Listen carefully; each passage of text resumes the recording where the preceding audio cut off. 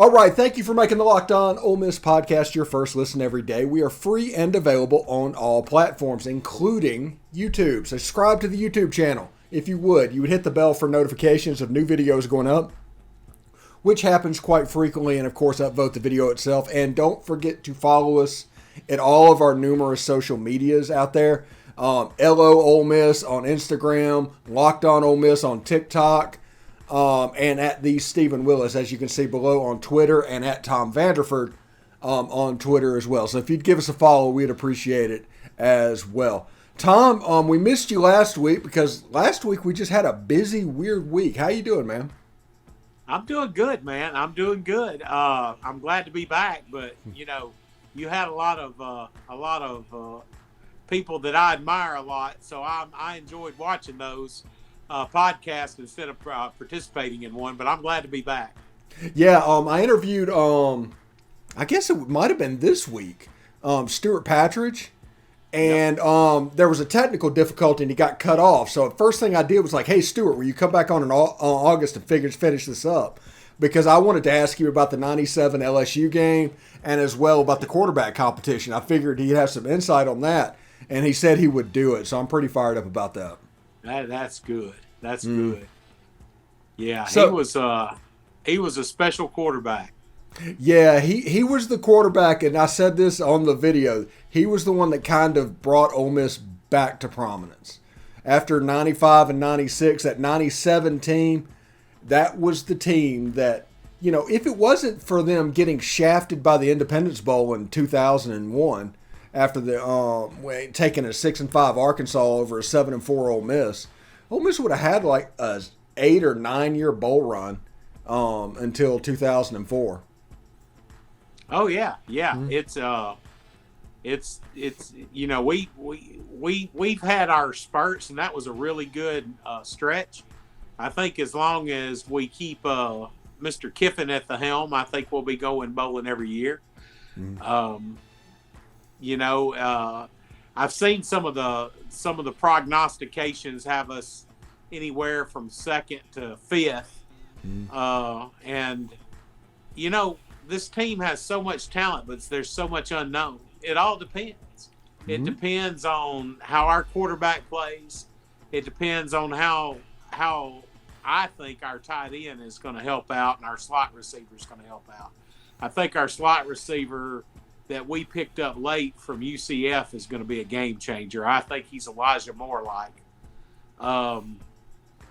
He's not the only one.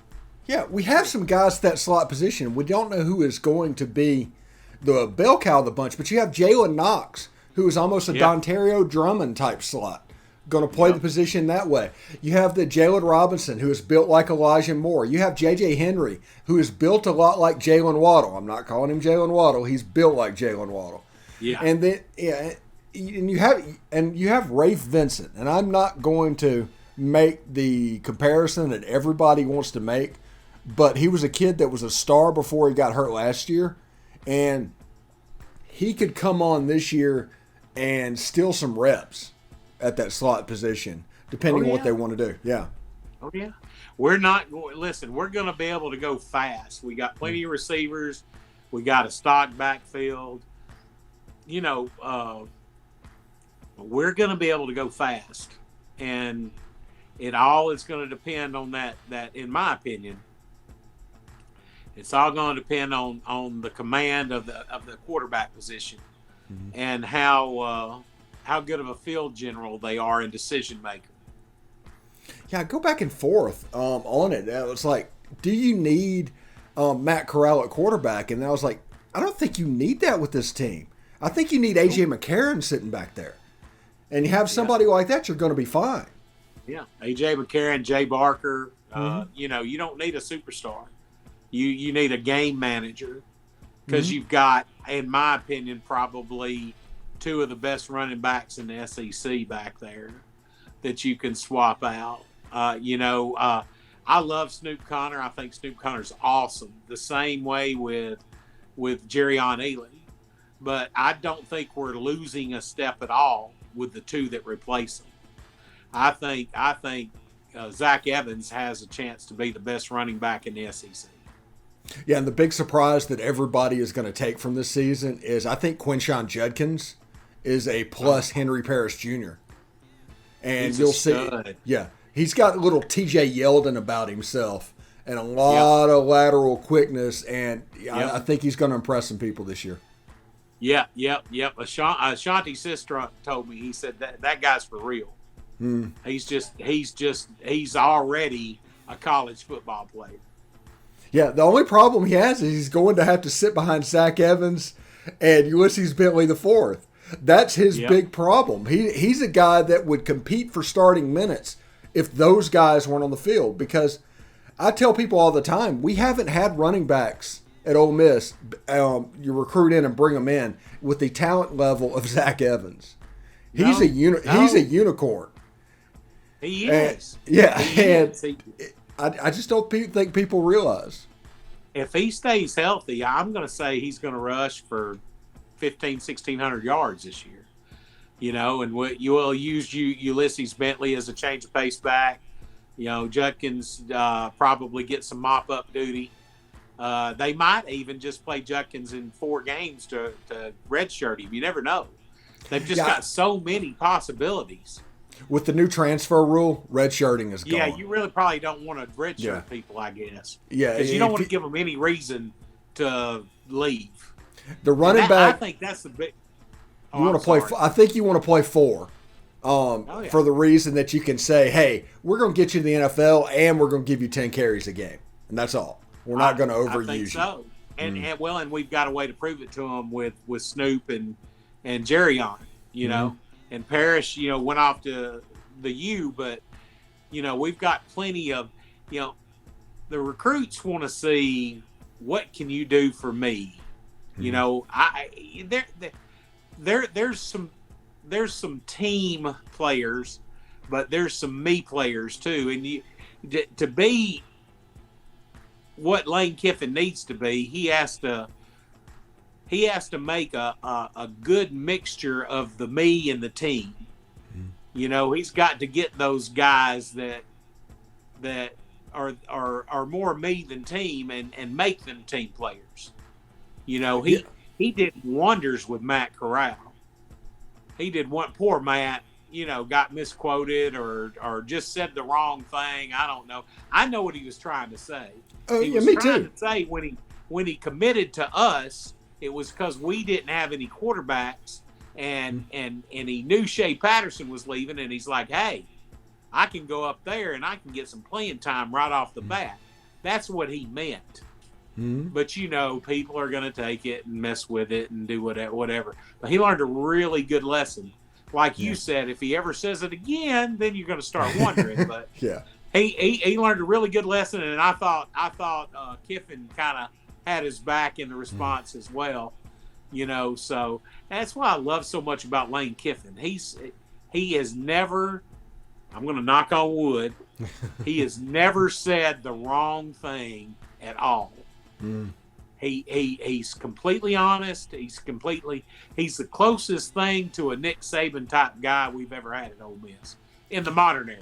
Yeah, he's Nick Saban 2.0 because the Nick Saban that did exist, the hard ass that are on these players and coaching them real hard, that guy's not going to exist anymore in this whenever everybody can transfer every year.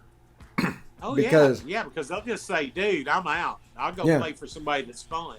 Yeah. And that's why, and Kiffin is ahead of the curve on that. He's the players love him. He's fun. He's not a taskmaster. He's he makes sure that they get that pro mindset that he always talks about.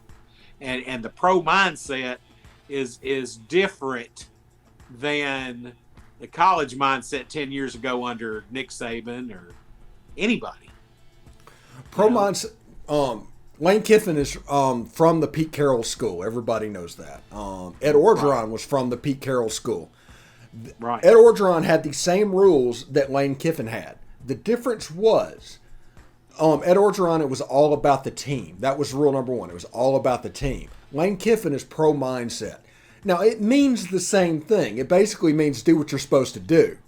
But it has a very forward-looking definition for people that look. It's like, hey, we're Coach O was looking internally what we're doing right now. Lane Kiffin's looking out for me for what I'm going to get to the league. He's going to get me ready for that and how we have to do it. It was a way to market it a little bit. It's incredibly smart. That and his branding of fun is probably the biggest thing about his program right now. Oh, I completely agree. And that's why we've got this big recruiting weekend this weekend. I mean, we've got we've got some studs coming in, you know? People, and this is what I love about this staff and love about this coach. A lot of these guys, if you follow the pay services, a lot of these guys were off the radar, you know, and then we're getting all these guys from all over the United States. And it's just a huge recruiting weekend. Starting to look like 2013, 2014 out there again, isn't it? It is. It is. And you know, he's doing well with the young guys, and he's going to go out and get some portal guys every year, and he's just going to roll with the changes. You know, we are so fortunate to have Lane Kiffin. Yeah, I'm expecting high school kids to be about 10 or 15 signees a year, and the rest being in the portal. And the rest be portal. I agree. And, you know, you still have the 80, as I understand it, for the next couple of years, we've still got the 85 limit, but there's no limit on how many you can sign. So that's where this portal churning is going to happen too. You know, so it'll be interesting to see how he handles that. But him being an ex-NFL coach and having a new roster every year, basically, he knows what he's doing. Yeah. You know, he's got experience in that area where a Mike Leach doesn't. A Mike Leach has been a college guy forever. And, you know, Mike Leach is bought in. You muted out. You okay? Sorry about that. There you go. What'd you say that last sentence? Oh, I just said that Leach is bought into the old school program of building. Okay. Tom is getting a ton of phone calls right now. So maybe it's like really I don't know, maybe some breaking news or something like that, but he's frozen up at the moment. There he is right there. He's going to come in. Okay. Okay, I'm so sorry. Just to give you a heads up, my daughter's pregnant. She was calling me to tell me the gender. Oh, okay. I put her on hold. And I said, I'm in the middle of my podcast. I'll call you back. So you may have to edit that out later. But break the news. Gender? Oh, I didn't find out. I said I gotta get back to the podcast. Okay. I'll send you something. But we're just really fortunate, man, to have the direction we have in football. We really are, and I'm excited to see the quarterback competition. I think that's going to be a big deal. Yeah, I think there's a divide in college football right now, and this is coaches, fans, the whole nine yards. There's a group of people that see football the same way they saw it in 2008. It hasn't changed. The same standard operating procedure for all things, they think it still exists. And then you got people that realize that everything has changed, and Lane Kiffin is amongst those. And those guys have a chance to have a Boise State type impact in college football. Nobody would know what Boise State is or who Boise State is, but the fact they basically invented packaged plays and things that were so ahead of the curve around 2003. With them doing that, they were able to beat some people, and now everybody knows about Boise State. Lane Kiffin has a chance to do something similar. You are exactly right. You are exactly right. And you know, I may be wrong. He may split next month, but I think he's got a home in Oxford. I think he knows that there's not near as much pressure as there would be at some other schools. I think the only school right now that he would even think about leaving us for would be Alabama. Yeah, and I don't know if he would, because when it comes to Lane Kiffin, he still spends most of his time when he doesn't have to be recruiting and being in the office down in Boca Raton. He basically gets to work remotely. Mike Leach does the same thing with Key West. And those two Mississippi schools in the SEC, there's not many other places where you can do something like that. In Alabama, they would demand that he's in that office, and he's completely grinding. Nick Saban just went through what he went through. He wanted him there from 5 in the morning till midnight. And Lane Kiffin's not that dude. No, he's not. He wants to have a work-life balance. That's one of the new quotes nowadays: a work-life balance, and he wants that. He doesn't want to kill himself. He wants to recharge in the summer, and he can do so, and he's loved at Ole Miss. His kids are loved at Ole Miss. He's got a really good position, and I think everything that's happened to him in the past makes him realize just how special he has it at Ole Miss. Yeah. See, I just. If as long as he can win. Now, if he gets to a point to where there's just a problem that he's not going to be able to get past, he might move to another level or decide he has an itch. Right. But right now, I think he's exactly what it is. Now, he's down in Boca Raton. There's not making fun of anybody, but North Mississippi and Lafayette County cannot compete with Boca Raton. No. It can't compete with Winter Haven, where I'm at. I mean, it's a different place, so you have to understand that he has the ability to do it. He makes, $7.5 million a year. He can hop on a private plane and be down here in no time. He can get back to Oxford in 2 hours. I mean, it's not that big of a deal, and they're kind of making it work. But you hear people that have rumblings, they're like, oh, he doesn't like to recruit. And the whole thing is he's not here. And there's other people that want that grinding thing. That you talk about work-life balance. It's like they want people that live to work and not work to live. Exactly. And Lane Kiffin, he doesn't live to work. He works to live. And then he goes to Boca Raton onto his boat. He catches his deep sea fishing with his kids. He's got his puppy. The whole 9 yards. It's a good situation. I just worry that some people are going to meddle, and it might become untenable for him. Well, there's plenty of examples over the years of people meddling with coaches and ruining good deals. They meddled with Tuberville and he left, and they've meddled with some more too. And they meddled with Cutcliffe too. Oh yeah, they did. Yeah, they did. They meddled with him, and I'm not saying that Orgeron was the right guy, but he didn't have a chance from the day he started until the day he left. The problem he had is Pete Boone did not hire him. That was a Robert Kayat joint. Exactly. Exactly. And immediately from the jump, there was a separation between Pete Boone and Robert Kayat, and so Pete Boone was not in and was going to work to get this firing to happen no matter what. He was going to be a difficult AD. We used to have to count tapes. Whenever we would do an order with tapes, we used to have to count to make sure that we ordered enough or ordered what he thought was appropriate. Pete Boone did. So it was difficult in the Manning Center.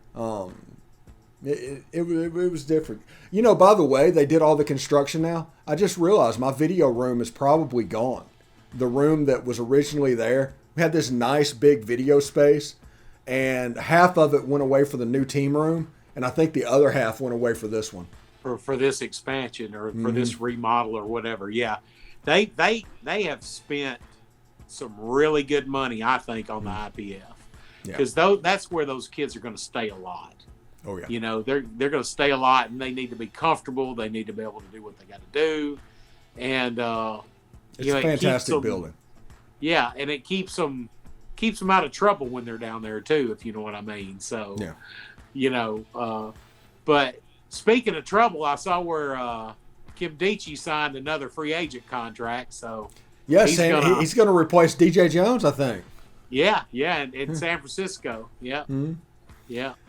Before we get out of here real quick, this show today, we talk about the possibility. I say it's time that Ole Miss plays Southern again, and I think we've built up this almost boogeyman thing when it comes to their schools, and their fans are mean, and a whole bunch of reasons. I think after the Super Regional, that kind of proved that it wasn't the case, because if anything was going to be heated and crazy, it was going to be that series. Yep. And I think we should start treating them, honestly, in football like we would Troy, like we would USA, like we would ULM. Play them in Oxford. Maybe 2 for 1, just give them some money, because Southern Miss doesn't have money. Their athletic budget is about the same place as Jackson State at this point. They're hurting off. Exactly. If Nebraska can go to the Rock, we can go to the Rock. I'd take a 2 for 1. Take a 2 for 1. And I see no problem with playing Southern Miss. I think it would be good for the state. I think that back in the 80s when Southern Miss was more formidable, our budgets were about the same. And the talent levels were, closer. I think now with the ESPN money, our budget's insane, and with NIL, it's going to be easier for us to field a more athletic team than Southern. Of course, they'll play their best. It'll be a good rivalry, but it'll be good for the state. And I would rather play Southern than Memphis. Yeah. Yeah, my thing is, in a 10-year period, I think Ole Miss should do this. They should play 2 games against Southern Miss. They should play 2 games against Tulane, 2 games against Memphis, 2 games against UAB, and then 2 games against MTSU. And that would just kind of cover around. Everybody can travel to it. It would cover your G5 game for a decade, because the FCS game is going nowhere and the Power 5 game is going nowhere. So that G5 game, it would set up, because everybody wants to go to Tulane. Even if you go down at one of the times we go down and play Southern, if we do that, once every 15 years or whatever it is, that's still an hour drive away from New Orleans. From New Orleans, exactly. Yeah. I'd go a step further for those FCS games. I would start scheduling, and I know State's done this, but I would start scheduling some of the Mississippi schools. Alcorn State, Jackson State, so on and so forth. Yeah, I said that today too. Yeah, we brilliant minds, man.